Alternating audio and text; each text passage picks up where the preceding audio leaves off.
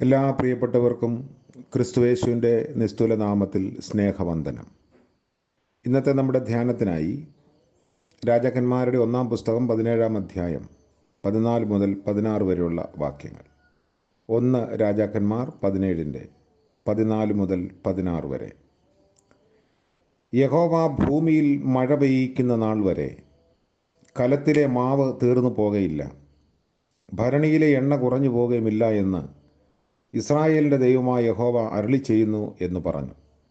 അവൾ ചെന്ന് ഏലിയാവ് പറഞ്ഞതുപോലെ ചെയ്തു. അങ്ങനെ അവളും അവനും അവളുടെ വീട്ടുകാരും ഏറിയ നാൾ അഹോവൃത്തി കഴിച്ചു. യഹോവ ഏലിയാവ് മുഖാന്തരം അരുളി ചെയ്ത വചനപ്രകാരം കലത്തിലെ മാവ് തീർന്നു പോയില്ല, ഭരണിയിലെ എണ്ണ കുറഞ്ഞ് പോയതുമില്ല. കർത്താവിൻ്റെ പരിശുദ്ധ നാമം വാഴ്ത്തപ്പെടുമാറാകട്ടെ. പരിശുദ്ധാത്മാവാകുന്ന എണ്ണ നമ്മുടെ ജീവിതത്തിൽ വ്യത്യസ്തമായ രീതികളിൽ പ്രവർത്തിക്കുന്നു എന്നതാണ് കഴിഞ്ഞ ദിവസം നമ്മൾ ചിന്തിച്ചത്. അതിൻ്റെ തുടർച്ച എന്നവണ്ണമാണ് ഇന്നത്തെ വേദഭാഗം. പാത്രത്തിലെ എണ്ണ. കെരീത് തോട് ഉണങ്ങി വരണ്ടപ്പോൾ സാറാഭാത്തിലെ വിധവ ഏലിയാവുമായി കണ്ടുമുട്ടുന്ന രംഗമാണ് ഇതിൻ്റെ പശ്ചാത്തലം. കലത്തിലെ ഒരു പിടി മാവ് കൊണ്ടും തുരുത്തിയിലെ അല്പം എണ്ണ കൊണ്ടും ഭൂമിയിൽ മഴ പെയ്യുന്ന നാൾ വരെ ദൈവം പുലർത്തിയ അതിശയകരമായ വിധം. വിശ്വാസികളായ പാവപ്പെട്ടവരെ കൊണ്ടാണ് സഭ അതിൻ്റെ പ്രവർത്തകരെയൊക്കെ സന്ധിച്ചു വന്നിരുന്നത്. തുരുത്തിയിലെ അല്പം എണ്ണ നമ്മെ ഓർമ്മിപ്പിക്കുന്നു, ക്രിസ്തുവിൻ്റെ സഭ സാധാരണക്കാരുടെ സഭയാണ്. തങ്ങളുടെ ദാരിദ്ര്യത്തിൽ നിന്ന് സന്തോഷത്തോടെ കൊടുക്കുമ്പോൾ നിറഞ്ഞു കവിയുന്ന സന്തോഷം സഭ മുഴുവനും അനുഭവിക്കുന്നു. ദേശം അനുഗ്രഹിക്കപ്പെടുന്നു. റേഷൻ വാങ്ങുവാൻ വച്ചിരുന്ന പൈസ എടുത്ത് സുവിശേഷ വേലയ്ക്ക് തന്ന സഭാംഗങ്ങളായ വിശ്വാസികളെക്കുറിച്ച് അറിഞ്ഞിട്ടുണ്ട്, അവരെക്കുറിച്ച് കേട്ടിട്ടുണ്ട്. അവർ ആ ആഴ്ചയിൽ പട്ടിണി കിടന്നോ എന്ന് രഹസ്യമായി തിരക്കുമ്പോൾ പട്ടിണി കിടന്നില്ല. അത് ദൈവത്തിൻ്റെ വിശ്വസ്തതയായിരുന്നു. ദൈവത്തെ മാനിക്കുന്നവരെ മാനിക്കുന്നവനാണ് നമ്മുടെ ദൈവം. അപ്രകാരമുള്ള സാഹസിക സംഭാവനകൾ കൊടുത്ത വിശ്വാസികളുടെ മക്കളിൽ ചിലർ ഇന്ന് വളരെ ഉയർന്ന ജീവിത പദവികൾ അലങ്കരിക്കുന്നു എന്നത് വാസ്തവമാണ്. ഇങ്ങനെ തങ്ങളുടെ ആത്മീയ ശുശ്രൂഷകരുടെ സന്ധിപ്പ് നിർവഹിക്കാൻ കഴിവ് ഉപയോഗിക്കാത്ത അനേകം സഭകൾ കേരളത്തിലുണ്ട് എന്നതും ഒരു യാഥാർത്ഥ്യമാണ്. ആത്മീയത മുരടിച്ച അനുഭവങ്ങൾ ജീവിതത്തിൽ ഉണ്ടാവാം. ആത്മീയ ഗോളത്തിൽ അതൊരു അപമാനമാണ്. തുരുത്തിയിലെ എണ്ണ ഒരു ദരിദ്ര സഭ, അതായത് ബഹുഭൂരിപക്ഷം അംഗങ്ങളും കൂലിവേലക്കാരും വിധവമാരും അടങ്ങിയിരിക്കുന്ന ഒരു സ്ഥലം, സഭ തങ്ങളുടെ പ്രവർത്തകനെ സന്തോഷത്തോടെ സന്ധിക്കുന്ന ആത്മീയതയിലേക്ക് വളരണം എന്ന് പഠിപ്പിക്കുന്നു. ഈ ആത്മീയ വളർച്ചയുടെ പടി നമ്മൾ ശ്രദ്ധിക്കുമ്പോൾ ഏലിയാവ് അവളോട് പറഞ്ഞു, ഭയപ്പെടേണ്ട, ചെന്ന് നീ പറഞ്ഞതുപോലെ ചെയ്യുക. എന്നാൽ ആദ്യം എനിക്കൊരു ചെറിയ അട ഉണ്ടാക്കിക്കൊണ്ടുവരിക, പിന്നെ നിനക്കും നിൻ്റെ മകനും വേണ്ടി ഉണ്ടാക്കിക്കൊള്ളുക.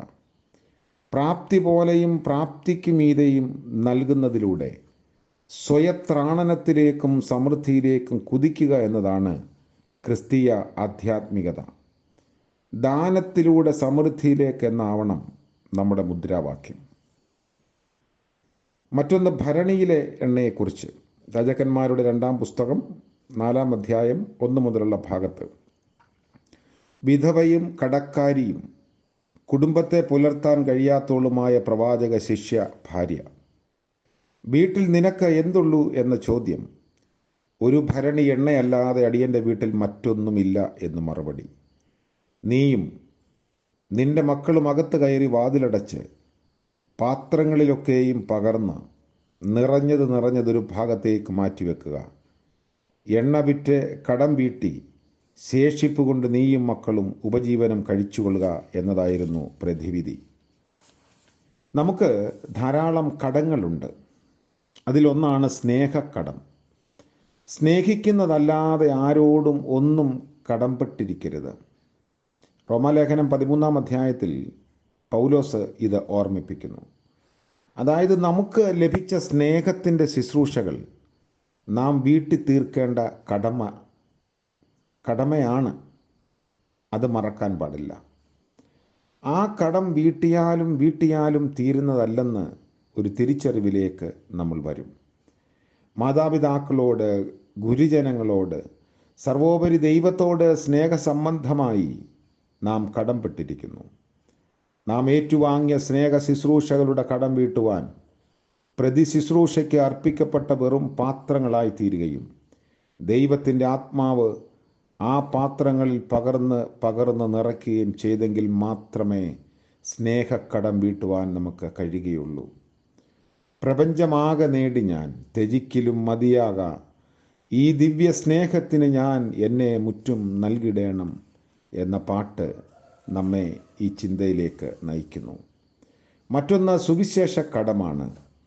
യവനന്മാർക്കും ബർബരന്മാർക്കും ജ്ഞാനികൾക്കും ബുദ്ധിഹീനർക്കും ഞാൻ കടക്കാരനാകുന്നു എന്ന് പൗലോസ് പറയുന്നു. സുവിശേഷ ചുമതല ഓരോ വിശ്വാസിയും കൊടുത്തു തീർക്കേണ്ട ഒരു ബാധ്യതയാണ്. അത് നമ്മുടെ കർത്താവിൻ്റെ അന്ത്യകൽപ്പനയാണ്. സകല ജാതികളോടും സുവിശേഷം പ്രസംഗിപ്പാൻ കർത്താവ് നമുക്ക് കൽപ്പന തന്നിരിക്കുന്നു. സുവിശേഷ പ്രചരണത്തിനായി നാം എന്ത് ചെയ്യുന്നു എന്നതൊരു ചോദ്യമാണ്. 19-ാം നൂറ്റാണ്ടിൻ്റെ അവസാന ദശകങ്ങളിൽ സുവിശേഷ ചൈതന്യം പ്രാപിച്ച ഒരു സഭ കൊറിയയിലുണ്ടായിരുന്നു. അവർ സുവിശേഷ വേലയ്ക്ക് പണം കണ്ടെത്തിയത് എങ്ങനെയെന്ന് കേൾക്കുമ്പോൾ ചില കൃഷിക്കാർ നിലം ഉഴുതുന്നതിനുള്ള തങ്ങളുടെ കാളകളെ വിറ്റ് സുവിശേഷ വേലയ്ക്ക് കൊടുത്തു. കാളയുടെ സ്ഥാനത്ത് അവർ തങ്ങളെ തന്നെ നിന്ന് കലപ്പ വലിച്ചു. മറ്റു ചിലർ തങ്ങൾ വിളയിച്ച മേത്തരമായ ധാന്യം നല്ല വിലയ്ക്ക് വിറ്റു. വില കുറഞ്ഞ ധാന്യം അവരുടെ ആവശ്യത്തിനായി വാങ്ങി അതുവഴി ലഭിച്ച തുക സുവിശേഷ വേലയ്ക്ക് കൊടുത്തു. സ്ത്രീകളിൽ ചിലർ തങ്ങളുടെ വിവാഹമോതിരവും ചിലർ തങ്ങളുടെ മുടിയും വിറ്റ് സുവിശേഷ വേലയ്ക്ക് സമർപ്പിച്ചു. സഭാമക്കളാകുന്ന നാം ഓരോരുത്തരും ഓരോ വെറും പാത്രങ്ങളായി തീരുകയും കുടുംബം ഒന്നിച്ച് മുറിയിൽ കയറി വാതിലടച്ച് വെറും പാത്രങ്ങൾ നിറഞ്ഞു കവിയുവോളം കാത്തിരിക്കുകയും ചെയ്യുക. ആത്മനിറവിലൂടെ അല്ലാതെ സുവിശേഷ കടം വീട്ടാൻ ആർക്കും കഴിയില്ല. എണ്ണയുടെ മറ്റൊരു ചിന്ത അവസാനമായി നമ്മൾ ചിന്തിക്കുന്നു. ഒലിവ് വൃക്ഷത്തിലെ എണ്ണ. സഖറിയ പ്രവാചകന്റെ പുസ്തകം 4-ാം അധ്യായത്തിൻ്റെ 1 മുതൽ 14 വരെയുള്ള വാക്യങ്ങളിൽ അത് കാണുന്നു. സഖറിയാവിൻ്റെ ദർശനത്തിൽ 7 ദീപങ്ങളുള്ള സുവർണ വിളക്കുകൾ കാണുന്നു. ദീപനാളങ്ങൾക്കുള്ള എണ്ണ ഒരു കുടത്തിൽ നിന്നാണ് വരുന്നത്.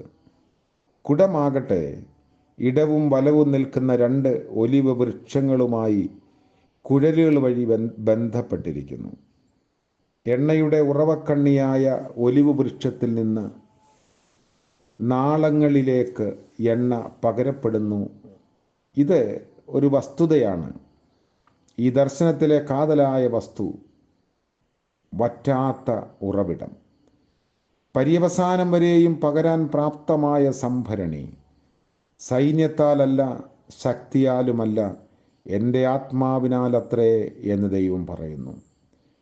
ചരിത്രപരമായി ഈ 2 ഒലിവ് വൃക്ഷങ്ങൾ മഹാപുരോഹിതനായ യോശുവയെയും ദൈവത്തിൻ്റെ അഭിഷിക്തനെന്ന പേര് വിളിക്കപ്പെട്ട സെരുബ്ബാബേലിനെയുമാണ് സൂചിപ്പിക്കുന്നത്.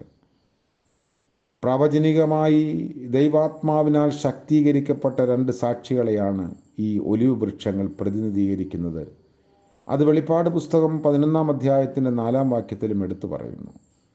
സാദൃശ്യാത്മകമായി പറഞ്ഞാൽ പിതാവിൽ നിന്നും പുത്രനിൽ നിന്നും പുറപ്പെടുന്ന പരിശുദ്ധാത്മാവാം ദൈവത്തെയാണ് 2 ഒലിവ് വൃക്ഷങ്ങളിൽ നിന്ന് പുറപ്പെടുന്ന ഒലിവെണ്ണ സൂചിപ്പിക്കുന്നത്. ദേവാലയത്തിന് അടിസ്ഥാനമിടാൻ ശക്തി പകർന്ന ആത്മാവ് തന്നെയാണ് അതിൻ്റെ പരിസമാപ്തിയായ ആണിക്കല്ല് കയറ്റുവാനും ശക്തി പകരുന്നത്. നമ്മുടെ ക്രിസ്തീയ ജീവിതത്തിൽ ഒരു ഇനിഷ്യേറ്റീവ് മാത്രമല്ല, ഒരു ഫിനിഷ്യേറ്റീവ് നൽകുവാൻ ദൈവം ശക്തനാണ്.